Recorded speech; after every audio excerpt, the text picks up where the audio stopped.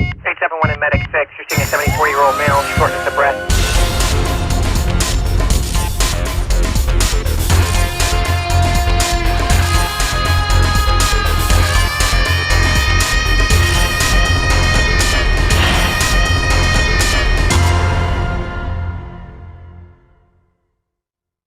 We got called out here to this facility where the layers of steel had shifted. They were loading this vehicle behind us, and the steel apparently had shifted and basically pinned the guy with his hips between the bundles that were stacked and the ones that had moved on him. You will find your patients in just about every situation imaginable. Each one will present particular challenges. Some will be predictable.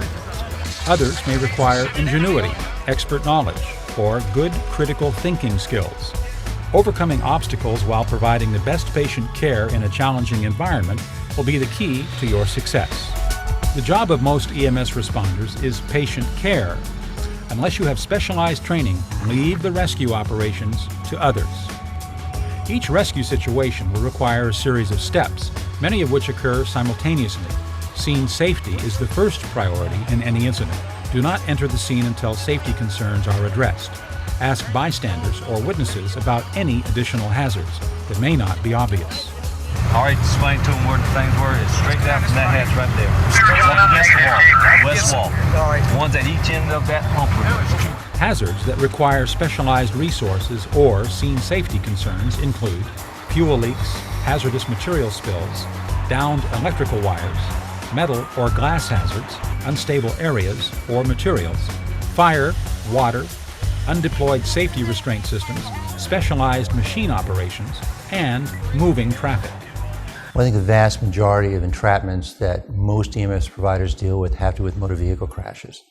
And that environment has a fairly predictable set of hazards associated with it.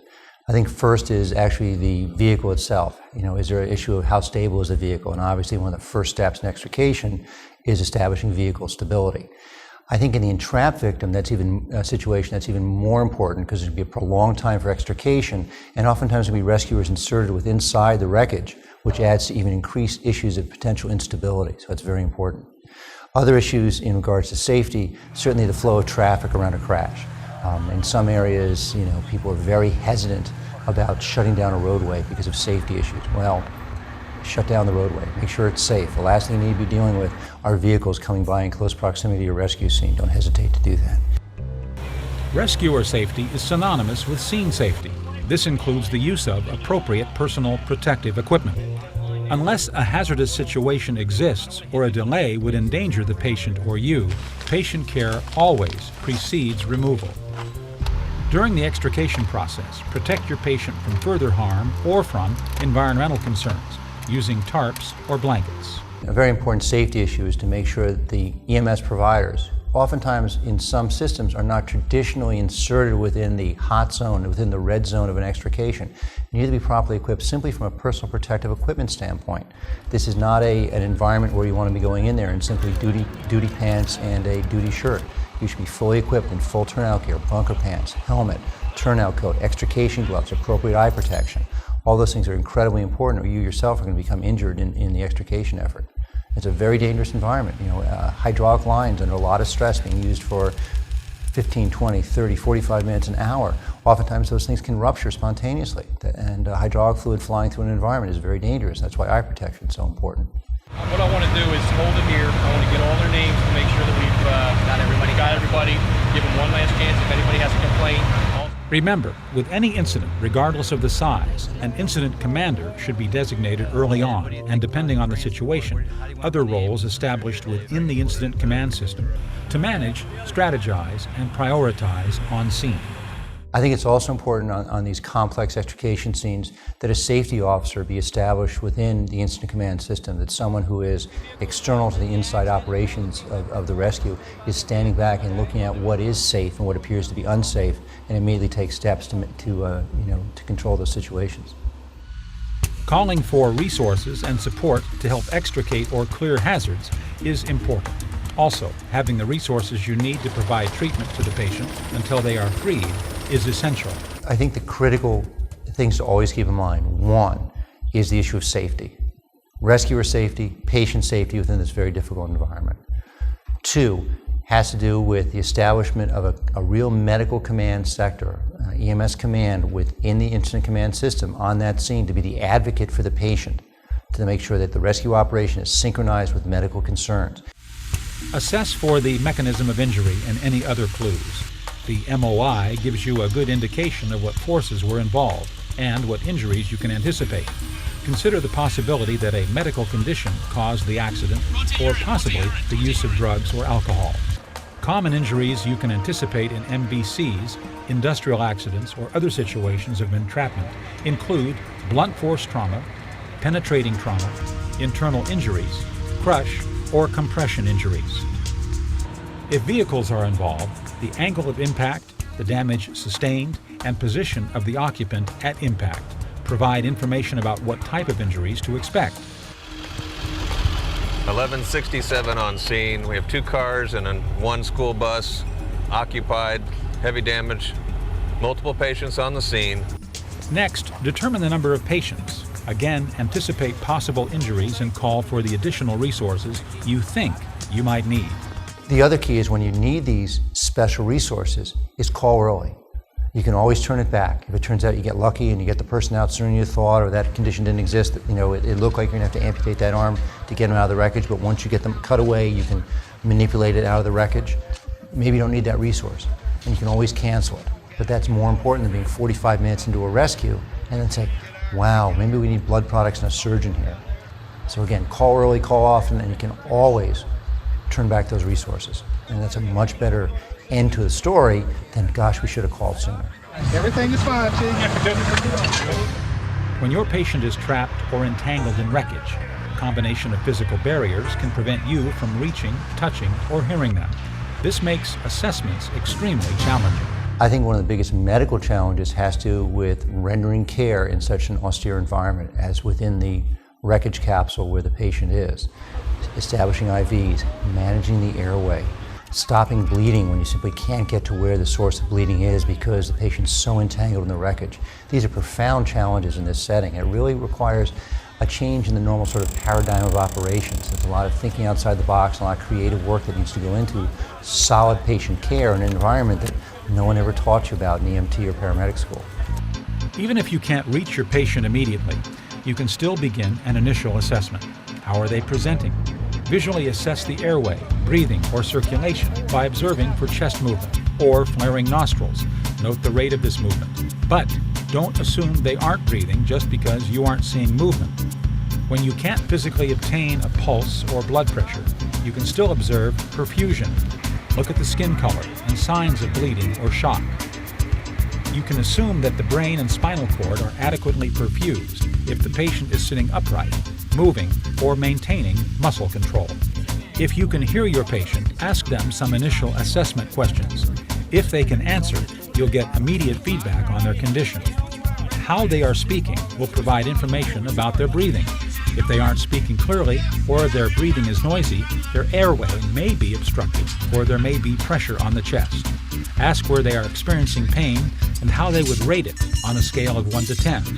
Apply the AVPU mnemonic or Glasgow coma scale to determine their level of consciousness. She was conscious and talking the whole time, seemed to be very, very oriented, very scared. All her neurals and distal functions were intact. The information you collect helps determine the severity of the patient's condition and will indicate how fast and what methods you should use to gain access or begin extrication. A rapid extrication should be performed if your patient requires repositioning to administer immediate life-saving care, or if they are obstructing access to another patient who needs critical care. After gaining access to your patient, you can begin hands-on patient care. Address the ABCs, provide spinal motion restriction if indicated, and administer oxygen. When possible, obtain a pulse on various areas of the patient's body. This helps identify decreased cardiac output if your patient's pulse deteriorates or becomes unequal, intermittent, thready, weak, or disappears. This is a cause for concern. The information gathered from this initial assessment and rapid trauma exam will help you determine how critical your patient is and how to proceed. Time is not on your side. Time time in regards to a trauma patient, we talk about the myth or the paradigm or the dogma of the golden hour.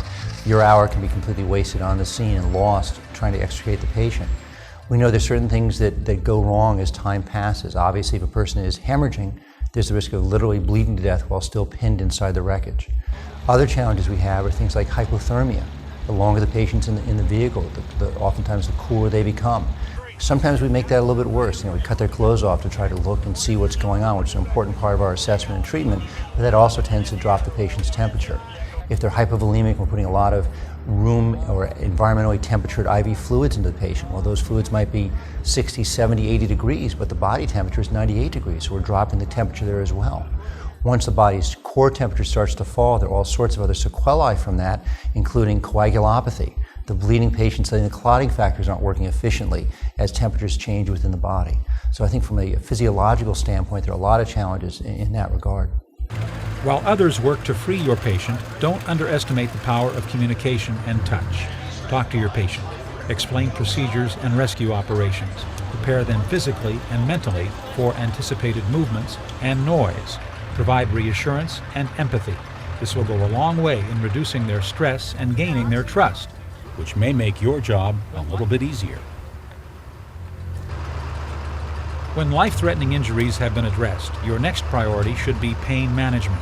Not only does pain cause emotional and psychological suffering, but the physiological effects cause an increase in the respiratory rate, the pulse, and blood pressure. Consult with your medical director for pain management protocols. What's going on with your friend? He's not breathing. Okay. Ryan, can you hear me? All right, we got a little unequal chest rise, he's cyanotic, and he's got a little tracheal deviation. You are the eyes and ears of the emergency department, providing information about the MOI, the extrication process, and the patient condition. Provide them with continuous updates. This critical information allows the ED to be fully prepared with staff and resources. 3 type greens and 3 type blacks, total of 12 patients. Copy, medical. Clearly, in the environment where the patient's entrapped, there are modifications that need to be taken to our normal sort of run-of-the-mill way. We manage airway, we manage pain, we manage all sorts of things. From an airway standpoint, especially when a patient needs an airway while still entrapped, standard oral tracheal intubation is almost impossible to accomplish in a seated patient. It's just too technically difficult. In that situation, nasal intubation remains a very good, viable option for airway control. It's one that over the years I've found to be very effective in that environment as a way of getting a definitive endotracheal tube into the patient's airway and really securing the airway for the rest of the extrication effort. One of the big challenges, though, has to do with assessing the airway device once it's in place. Listening quietly for breath sounds in someone's living room is very different than listening for breath sounds when you're surrounded on a busy interstate highway with 2 or 3 extrication tools and a lot of noise around you. So that's another challenge. Perform ongoing assessments during the extrication process. Reassess unstable patients or those with critical injuries or abnormal vital signs every 5 minutes. For all other patients, reevaluate at least every 15 minutes. Record the baseline LOC and continue to document the time of each reassessment. Be prepared to respond to changes in their condition at any time. Resources should be standing by and ready. As soon as the patient is freed, they can be immediately underway to the hospital. I think the real key to this is not simply assessment, but ongoing reassessment, because patients change in this environment. There's no question whatsoever. It's always going back to the basics. Go back and reassess the airway. Is the airway still acceptable to you to indicate the control of the airway? Is the patient breathing adequately, or do you need to start doing bag valve mask ventilation inside the vehicle, as we often have to do sometimes when these patients are critically injured? And I think that there is a new mindset of how we globally approach these patients, which by itself kind of creates a new treatment, that in regards to good incident command, integration of the medical side and the technical rescue side. Knowing what goes on with the patients, being aware of hypothermia, taking steps to prevent that, like rotating warm IV fluids, keeping the patient covered in warm blankets, shielding the vehicle from wind in certain situations. These are all considerations that may not by themselves be anything new or exciting or cutting edge, but when put together in a global sort of setting, really make a difference for these patients. Each entrapment situation will be unique in some way. Yet with each patient, you will deliver care in a predictable, step-by-step process. The key to success is to be prepared, think ahead, and remain focused on your task, patient care.